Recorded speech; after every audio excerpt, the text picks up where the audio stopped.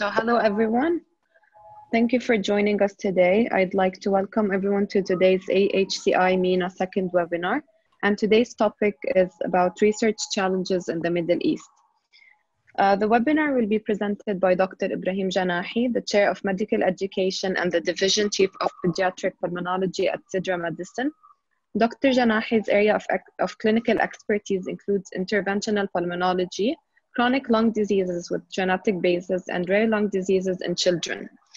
Dr. Janahi is also Professor of Clinical Pediatrics at Weill Cornell Medicine in Qatar, and he's the former Executive Director of Medical Research at Hamad Medical Corporation in Qatar and the former Chairman of the National Permanent Licensing Committee in Qatar. Please feel free to submit questions at any time during the session using the chat feature on the bottom right of your screen, and we will get to as many questions as possible after the webinar. Thanks again for joining us today, and I'd like to welcome Dr. Janahi. Please go ahead. Thank you so much for the introduction, and thank you everybody for joining us in this webinar. Just mind you that this is my first webinar that I'm participating in, so if there's any glitches in here, excuse the non-experience, I would say. Anyways, the topic of this talk today is about the challenges that you might face when you try to do research in this part of the world. As mentioned in the introduction, I used to be the Executive Director of Research at one of the largest institutions in Qatar, Hamad Medical Corporation, where I had to basically drive the research agenda forward. And that has basically taught me personally and my team some of the difficulties, challenges, and stumbling blocks in the system in this part of the world. Obviously, that there was a lot of eye-opening experiences, and I wanted to share some of them with you guys. Since I'm pretty sure that this is not unique to Qatar. A lot of you might find what I'm going to talk about very familiar. Anyways, the challenges, I could categorize them into challenges related to the research sponsor, the clinical investigators, with the physicians and the research team. Challenges related to research ethics, capacity, and ability to run an ethically sound human subject research in this part of the world. And then the patient themselves and some of the restrictions that, restrictions and also opportunities that the patient population in the Middle East provide to the research community.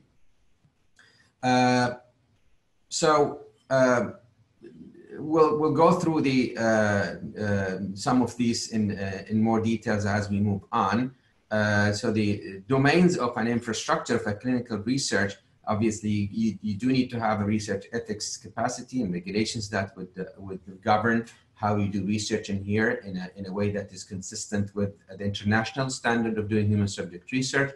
The patients themselves, as I said, being a very good pool of patients that are really rich material for research, but also how do they perceive research and participation in research projects, and how do they see participation in the research project, whether they see it as a positive or negative, or what's their perception, and that itself is a challenge. Now, the way that the researcher sponsors look at the Middle East is also very much challenging. The industry itself, the academia, the government, the NGOs, and patient advocate groups, and all those all contribute into this mix of research ecosystem. The clinicians, investigators, and the physicians themselves, we will find out throughout this presentation that there is so much mixture between clinician practitioner compared to clinician scientists and people who do clinical research, and what is considered research. So the lack of, or the depth of knowledge around research rigor and what is considered clinical research. So there's some sort of a gap when it comes to understanding of what is clinical research and how do you differentiate between a treatment protocol when it comes to being under a research protocol versus a treatment protocol when it comes to clinical protocol. And then the capacity of doing research, the research team himself. In many places in the Middle East, you'll find out that the expectation is that the practitioner, the clinician, is actually conducting research, while there is so much dependency on the research team that in many places in the Middle East are lacking.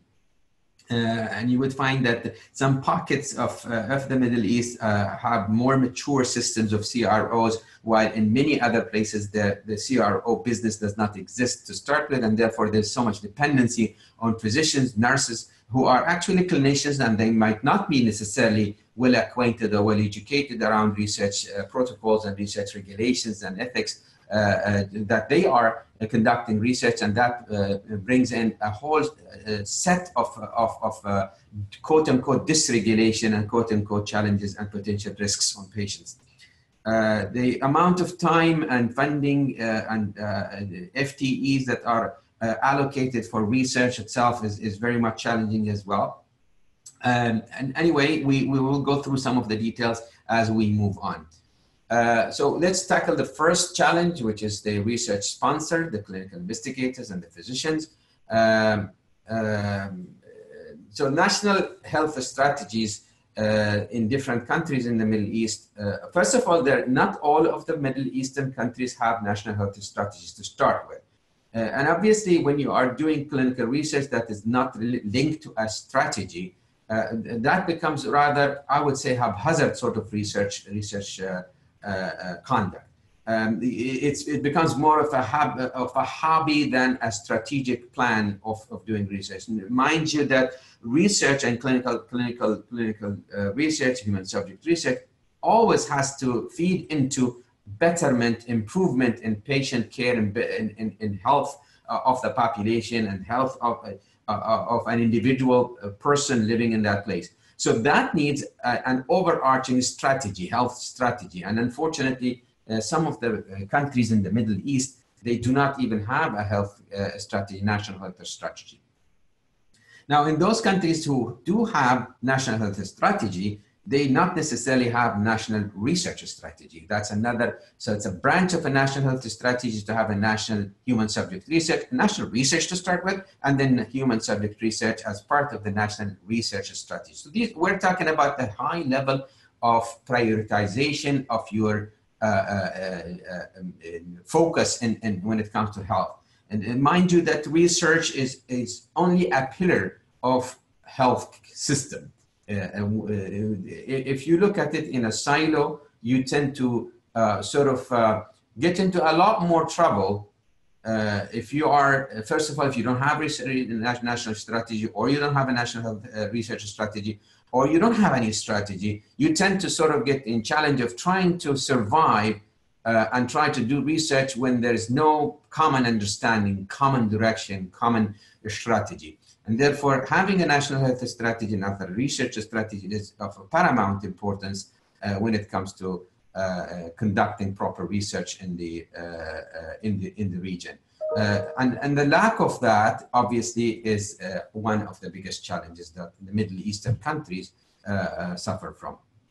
Now, most of you know that Middle East is not like a very homogeneous place when it comes to political systems, geopolitics in general, allocated health dollar, maturity of the regulation, maturity of the systems, maturity of the governance, and all are there's so much discrepancy and so much variability in different countries. Some of the countries are more advanced when it comes to research ecosystem, and many of them are actually far away from being close to a system that is cohesive enough to support proper research, ethical research. The divide between the clinical research and clinical practice is a major challenge in many places, and this only reflects the maturity of the whole system, the whole health system in these different countries. And that unfortunately reflects a geopolitics as well. We can't undermine the importance of geopolitics and the impact of geopolitics on what we do as physicians or as clinicians or a researcher. Everything is linked. And it's very difficult to separate them. Now, as an example of that, of how this is impactful, in a country like, let's say, just take an example, like Yemen. Now, the priority for people is not to get killed and die because of cholera. Obviously, that country will not be paying any attention to any sort of high-level research. But even in that sort of environment that is extremely challenging when it comes to stability and safety, still there's a place that research and researchers and clinicians and doctors and healthcare providers can improve the life of people by doing some research around things that are of importance in that particular environment, in that particular setup of a very challenging setup. Things like cholera. Cholera, for example, is spread in Yemen because of the war and because of the things that happened over there, unfortunately. That could be a subject for research that are of importance for people who live in Yemen and people around that and the world. So the world can learn and can help in alleviating some of the suffering by using some of the research methodology. And so back again to what I've depicted in here in this slide, that clinicians and clinician researchers are different. Unfortunately, there is so much mixture between what a clinician scientist would look like and what a clinician looks like. The clinicians who are interested in doing research not necessarily know how to do research or know the rigor of research or tolerate the rigor of research, because research has some rigor comes with it, and that rigor comes from a number of things that are rather given to have sound research. One is governance, second is ethics, three is basically preciseness of doing your stuff. You're following protocols and coming on, basically following the protocol to the point. And the clinicians in general are not necessarily interested or have the stamina to go through the research rigor. And therefore you end up with clinicians who are doing some sort of a research, but it's not really so much reliable. And the challenge would be, is two faceted challenge, I would say. First is to make them do it and have the tolerance of doing this, which takes a lot of internal interest from the clinician side, but also making sure that we do not cut corners when it comes to conducting research using people who do not really necessarily know how to do it. And here's the challenge. Some of the pharma industry and in general would want to do research, but then they find out it's so difficult to do it because of all these challenges. And therefore they either shy away from the region or they do a research and cut corners. And then we end up with a rather, I would say, mess that you have to start cleaning up this mess after fact, with all the repercussion, including the huge financial repercussion that might end up resulting from this, and also reputational repercussion. So moving on, so there is also factors that are related to the load of patient care that these practitioners have to bear. So busy patient practices, lack of support so for any clinical research that if you want to do it, any clinical trial, you need to have a dedicated team.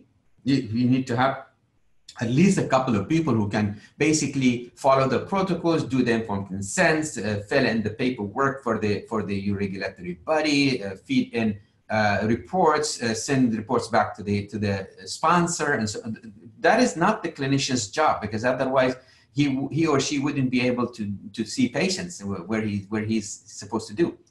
And the other thing is that many of the areas in the Middle East, they might not necessarily have enough governmental dollar for research, and therefore revenue for the physicians and for the practitioners has to come from clinical practice. And when you are asking them to follow a protocol, a research protocol, well, that they need more time with that patient, and that is a lost revenue. And unless that revenue is compensated, those clinicians might not be interested by the mere fact of having not enough revenue coming out of that encounter. And therefore, it might be very challenging for the clinicians to be excited about this. On the other hand, sponsors might not necessarily understand the peculiarities of this part of the world and might actually not allocate enough funding to compensate for the lost revenue stream. Or on the other hand, they might actually be allowing double dipping, which is another problem with some of the clinicians, where they double dip just because they are part of a clinical trial. And that might have some ethical consequences too. As far as patients are concerned, again, Middle Eastern countries are not very homogeneous. There are some countries that are less affluent, some of the countries that are poor. When it comes to infrastructure, geographic challenges might be there. Some of the countries are massive, and the transportation might not be easy, and those subject of interest might be far away from the center of these clinical trials, and therefore the transportation might be also challenging.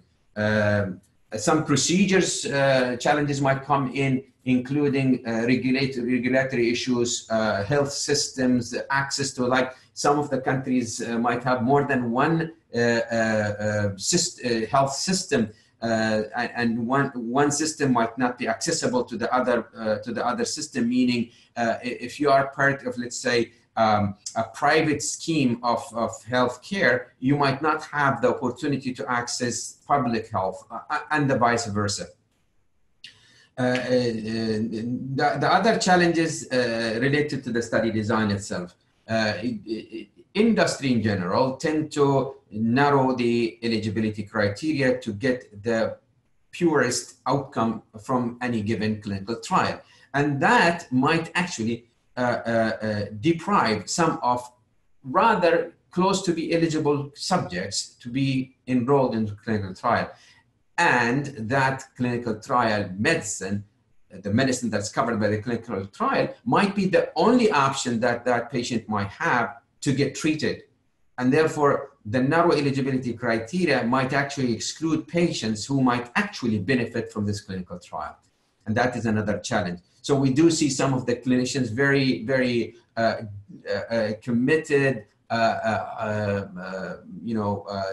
clinicians who would fight for their patients to be part of a clinical trial when they are, well, just barely not eligible. And that is another challenge. Globalization of clinical research and trials and research funds. I almost touched on this.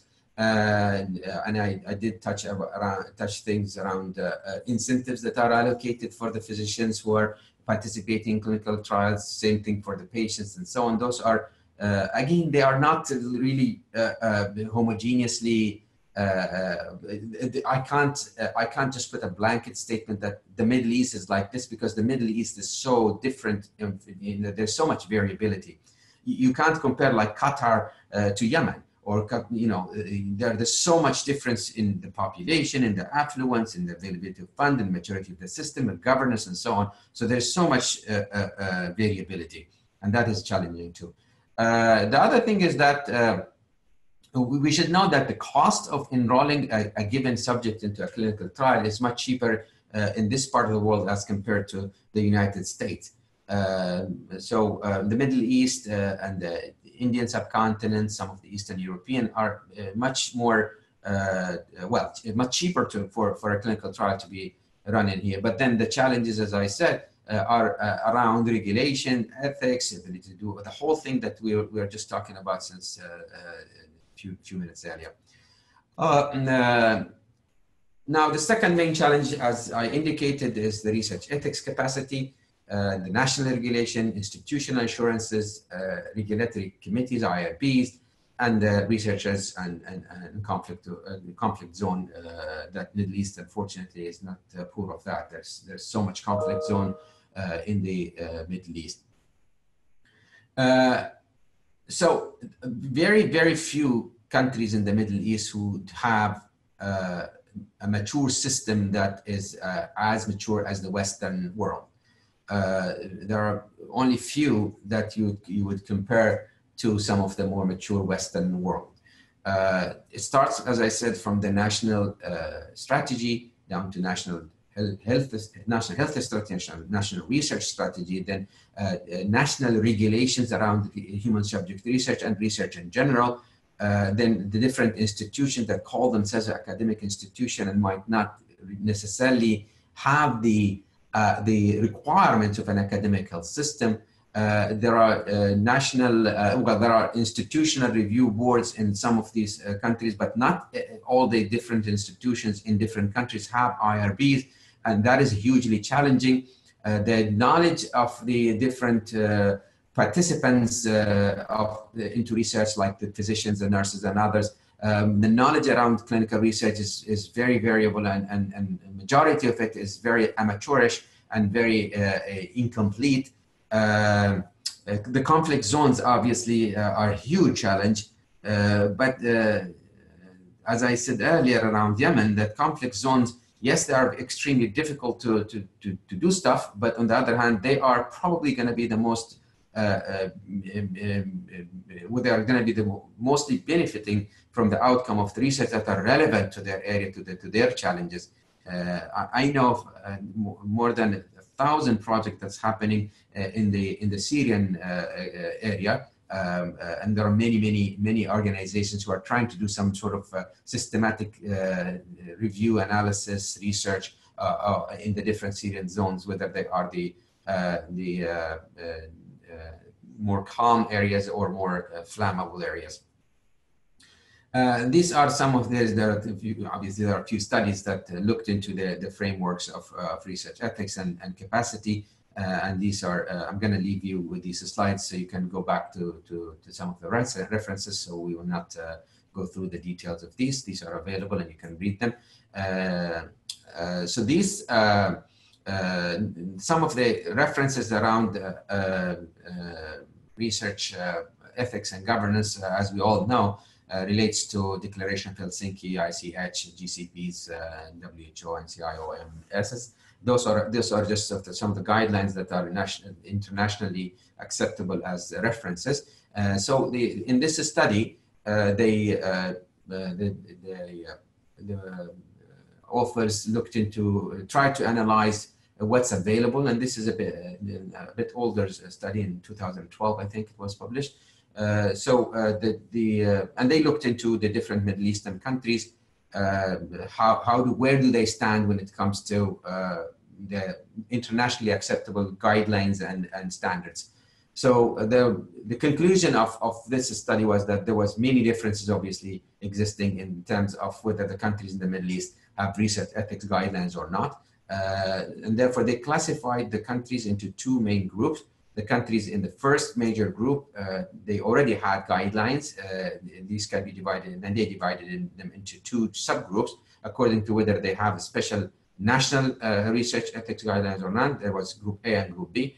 Group A included Qatar, Bahrain, Saudi Arabia, Kuwait, UAE, and Jordan. They pretty much had something national related to research ethics and governance at the national level. And then there was a category B in this group that included Egypt and Lebanon. And they had something that is not national, but on the other hand, there was some sort of a regulation that could be referenced.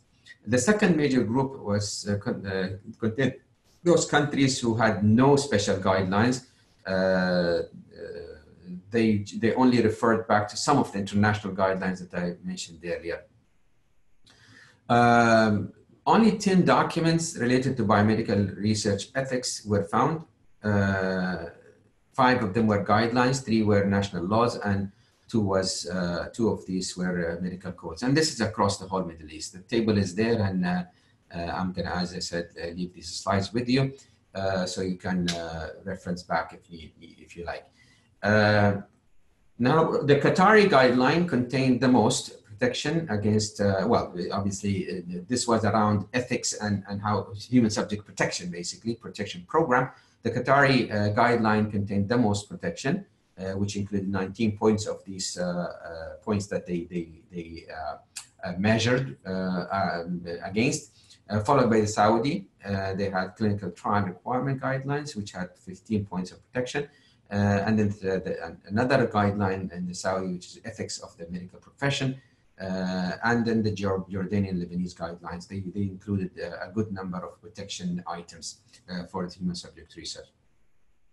8 of the guidelines reviewed refer to the external resources. So they either refer to ICH or GCP and so on. 5 of them followed the Helsinki Declaration, 4 of them followed the ICH GCP, and 2 followed the numbering code of Belmont report, and 1 only followed the CIOMS. Anyways, so you can see that there's so much variability in the research regulation, availability of national or institutional regulation around research and human subject research.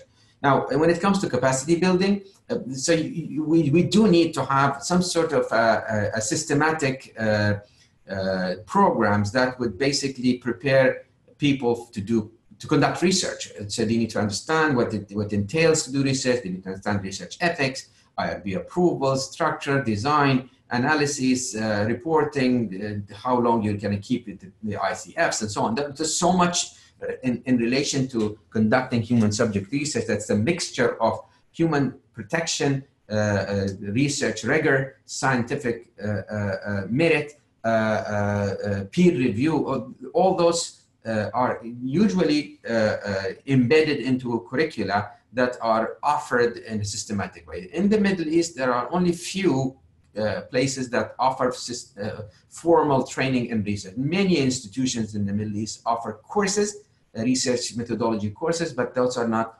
they do not end up with like a degree. While in these, the ones that I mentioned in this slide, in Morocco, University Hassan II Hassan, in Morocco have a graduate program in forensic medicine, medical law, neonatology, and ethics. In Tunisia, there's a graduate program. University of Qatar has a basic biomedical ethics course. King Saud bin Abdulaziz University of Saudi Arabia, they have a program for the medical residents. And King Abdullah International Research Center offers the only master degree program. And again, this is a bit old information. This is from 2013, so about 6 years old. I'm sure in the last 6 years there has been a lot more of these courses that are offered, but in this study it's a very old study. I'm not going to go through what the Research Ethics Committee should look at, the IRB, because this is pretty much, I would say, well known by people, by you guys. So I'm going to skip through the next few slides.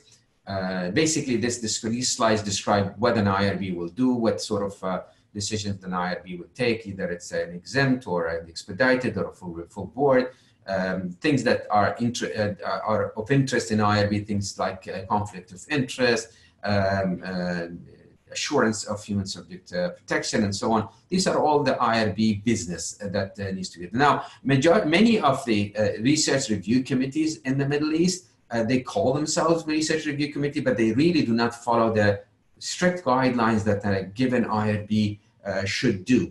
Now, those IRB, the guidelines around IRB function are published, and the IRB members need to be trained on these, and they need to follow on these. Unfortunately, a lot of these IRBs around the Middle East, they call themselves IRB, but they really do not follow the guidelines of an IRB, a proper IRB. And therefore, a more systematic review of what's happening there, and so training is really of paramount importance if we're going to elevate the level of research that is conducted in the Middle East. Now, in Hamad, when I was there, I just moved to Sidra about 1.5 years ago. Before then, I was at Hamad, and there we identified these gaps and designed a sort of a research culture upgrade of in the organization, try to basically educate people at different levels around human subject research. So we designed a three-tier sort of methodology. The first tier was for everybody who was in the organization, who is part of organization. They need to be orientated around what is research, what's human subject research, why do we do research, why Hamad Medical Corporation is an academic health system, what is that, what does that mean? Those sort of very generic high level information and education was delivered through an electronic platform using some of the outsourced companies that they designed these, and they were a mixture of small video vignettes, some slides, some interactive, electronically interactive material. So this was pretty much for everybody, and the requirement, and this was made as part of your orientation as an employee, quote unquote, of HMC. So therefore, this was like a mass sort of orientation, I would say, not even education. This is just orientation. The next level was systematic research methodology courses and research forums. So these were two programs in parallel. The research methodology courses were offered every 3 months. There would be a research methodology course. People would basically subscribe to it, and this was not limited to primary investigators. Any research team, a research member of a team could come and join this research methodology. So research nurses, research clinical research coordinators, PIs, co-PIs, they were all joining these courses, and we kept track of them. Now, of those I would say the top 10% who showed a lot more commitment, a lot more interest, and they want to pursue further career in clinical research, they were selected and put through the third tier of training, and that's intense training. I would say that the top 50 were selected to go through the very much more long-term training program, the first batch moved into that program, and I left before they finished their first round of training. So I don't know where is it at this point, but I hope that this is being picked up and continued.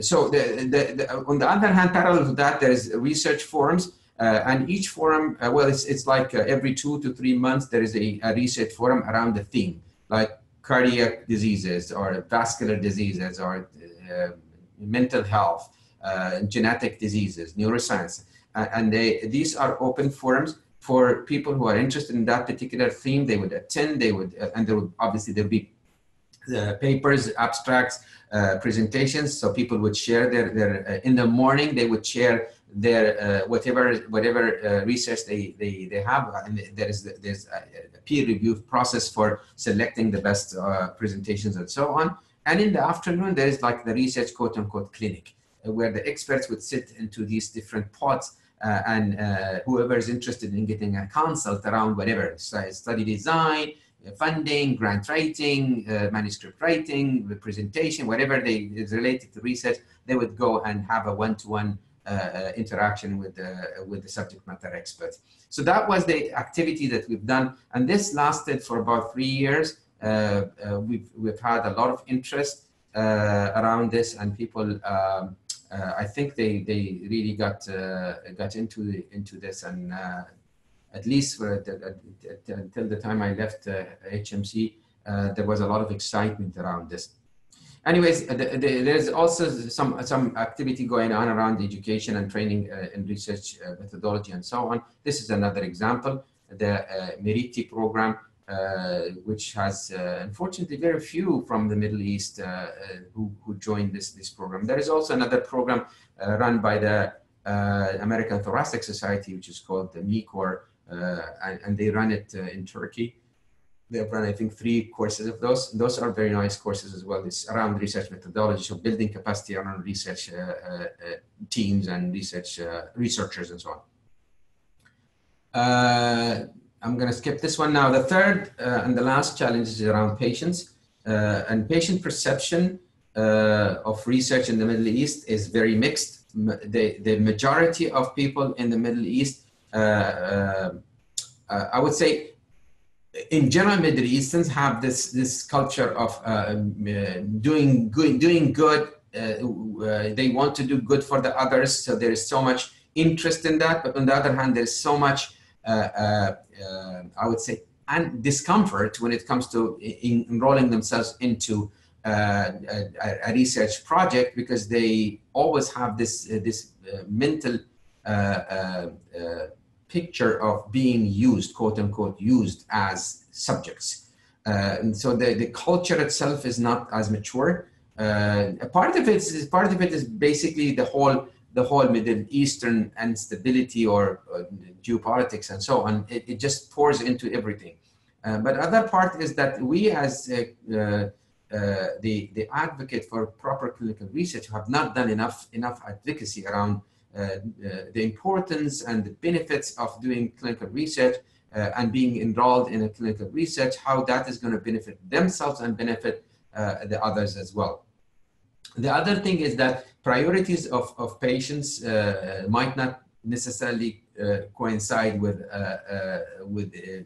following a protocol or having enough time commitment to come and be part of a research protocol.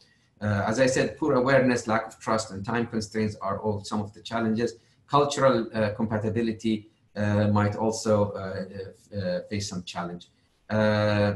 There was a survey that was done again earlier, a few years back, in Qatar to see what is the attitude of people in Qatar around research and participating in research, and it included Qataris and non-Qataris, and in the non-Qataris they included the Arabs and non-Arabs. And interesting, there's so much interesting finding in here. So the first question was, what motivates you to participate in a research project?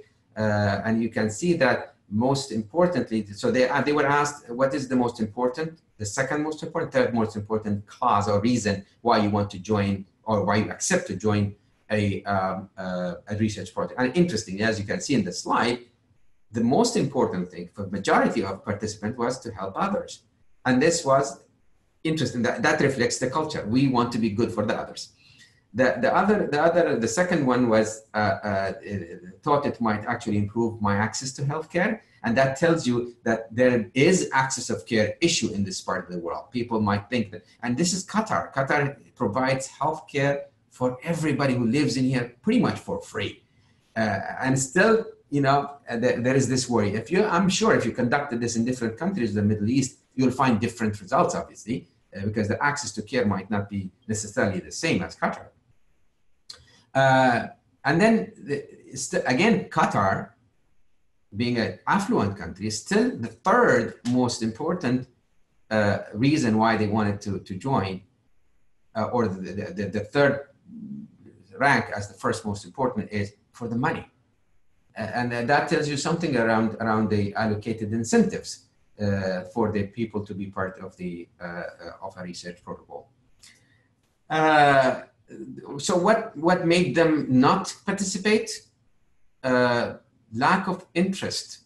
Very interesting. So the treatment for that lack of interest is basically to make people excited and interested around to join by being better advocates for doing clinical research. Lack of awareness, the same thing. Fear. They're all something that is related to us not doing enough advocacy around clinical research, the importance of research, importance of academics, and how academics bring in better care for patients. Patients who are cared for in an academic health system supposedly get the best, most up-to-date care. That we're not going out there and informing the public around this. So the public are not too sure whether they would want to be part of an academic health system or participate in research. There are many opportunities, obviously. The disease pool, we in the Middle East have huge consanguinity rate. It differs in different countries, and it's much higher in the Gulf countries as compared to some of the other parts of the Middle East. But overall, the Middle East has a high consanguinity rate, and that makes all the recessive diseases more common in this part of the world. The genetic diseases are more prevalent, and therefore opportunities for finding disease of interest and population of interest in certain diseases is much higher in this part of the world as compared to many other places in the world. The recruitment to research projects, as I said, if we are good at advocacy and we have the mature system and we develop the mature system, recruitment shouldn't be too big of a deal, because again, unlike many of the Western countries, especially the United States, most of these subjects, quote unquote, or patients are, I would say, virgin. They have not been used for other protocols. In the United States or some of the Western countries, you would find a given patient enrolled in multiple clinical trials, and they are rather tired and sick of it. And they demand more and more to participate. While here in the Middle East, there's so much thirst around joining something that would make their life better. They have this generosity mentality. They have interest in getting, there is a need actually. Some of them are in bad need to join a clinical trial because that's the only way they're gonna get treatment. And therefore the recruitment shouldn't be that of a challenge if we have the right system. However, before we jump into recruiting people into the clinical trials, all the framework around the whole ecosystem that I spoke about earlier needs to be put in place. Middle East is emerging when it comes to market. There's so much potential in this part of the world. The cost is not as high as many other places. I'm not going to go through the details. I'm going to leave the slides with you, obviously. The burden of disease in this part of the world is very high. As an example, obesity is very high in this part. Qatar probably is the second, maybe the second or the third most highest in obesity. Diabetes is very common here, genetic diseases. The disease prevalence is very different in this part of the world as compared to some of the Western countries. And this goes through the subsequent slides goes through some of the details of how the Middle East is a huge potential for clinical research. And it's interestingly, it's much cheaper to do research in this part of the world as compared to the West, including some of the very affluent countries like Qatar and some of the GCCs. Although we are very affluent and rather rich country in here, but still doing clinical research in Qatar is cheaper than doing it in the United States. And same goes for many other places as well in the Middle East.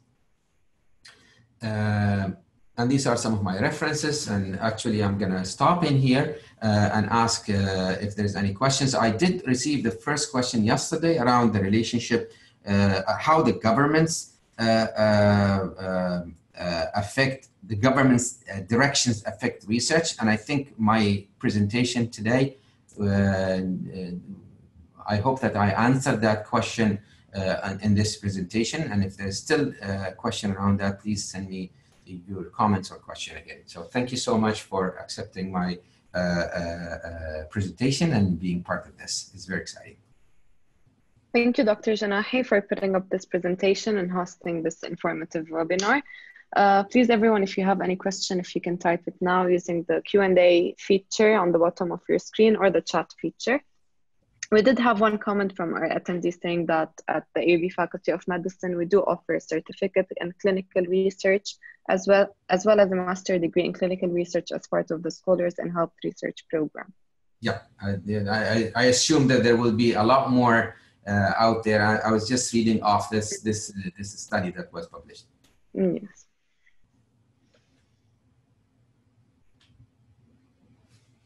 All right, so Q&A is here. Anonymous, let me just look at this. Well, that's the one I answered. Governments play a major role, and so I've answered that. I guess. The second question I got from Ellie. Thank you for the very informative presentation.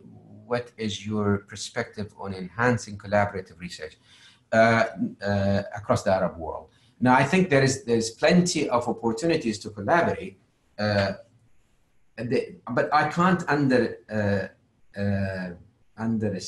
under stress the importance and the challenges of working through the geopolitics that we live in. It's so unfortunate, it's very prohibitive. However, that said, there is still a lot of opportunities that we can collaborate. As a matter of fact, Qatar, different institutions in Qatar they have been collaborating with many institutions around. AUB is a good example. We have many projects that are collaborated with AUB. And before the unfortunate blockade of Qatar, there was so much more around the collaboration between the GCC countries as well.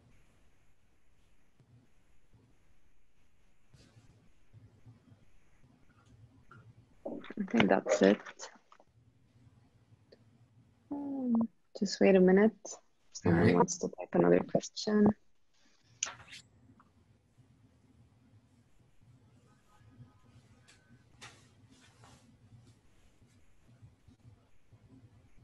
Yeah, there's one more. What about your experience with availability of mentorship? Yes, I forgot to mention that. That's very, very important. I think there is scarcity of mentors in the Middle East, and there are pockets of concentration of mentors, but those are usually in the very high level academic health systems, and in some countries the whole country has no mentor, but then there's now with the technology there is so much potential and so much opportunity for remote mentorship. Mind you that most of the what you need to be mentored with, you don't need to be physically next to your mentor. You could have a webinar, you could have a Skype, emails, and so on. So what I would suggest that maybe the AHCI would help us in this as well to basically compile a repository of mentors available in the Middle East, that we could subscribe to it as we're willing as mentors. So we submit our contacts to the AHC, and AHC could actually be the liaison in the different Middle Eastern countries to from the office in Beirut to offer a cadre, I would say, of mentors that are available in our region, and that can be approached for potential mentorship.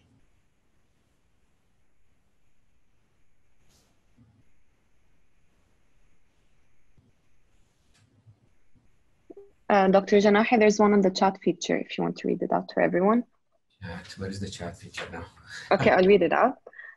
Thank you, sir, for this elaborative presentation. The issue might be political rather than anything else, as if somebody's living in a country and trying to collaborate with another institution where there are political issues or conflicts. Collaboration in this case is mere political rather than related to clinical research. So what is your perspective on that? I agree with it. I totally agree with that. But then we shouldn't be totally discouraged because of that. Yes, we are living in a very difficult region.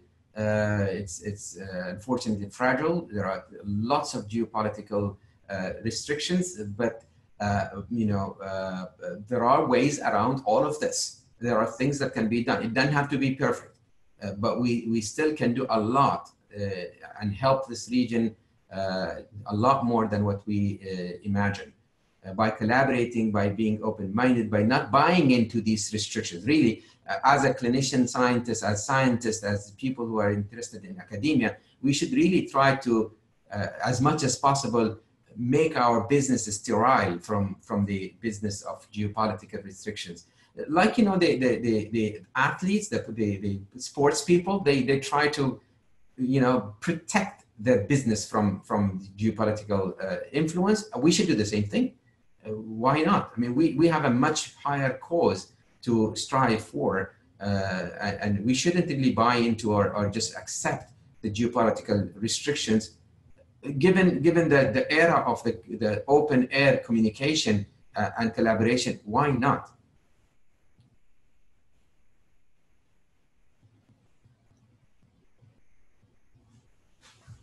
Okay.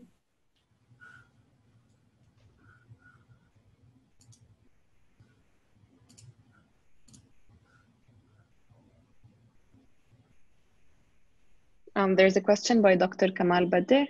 Mm-hmm. And he said that he's happy to announce that the next AHCI regional meeting is in Beirut next November, and it will be focused on regional research. And he thanks you for the excellent presentation. And he asked you, do you see the possibility of establishing a regional NIH like funding agency? Oh boy, very very ambitious, but well, there's I would not, I would say that there's no impossible. However, it's not easy. I think it's doable. The challenge is not around availability of the fund. The challenge is around regulation, around governance, and as long as we can find a framework to make sure that the governance of this fund is properly set and acceptable by the participating country's institution, I think that's very doable.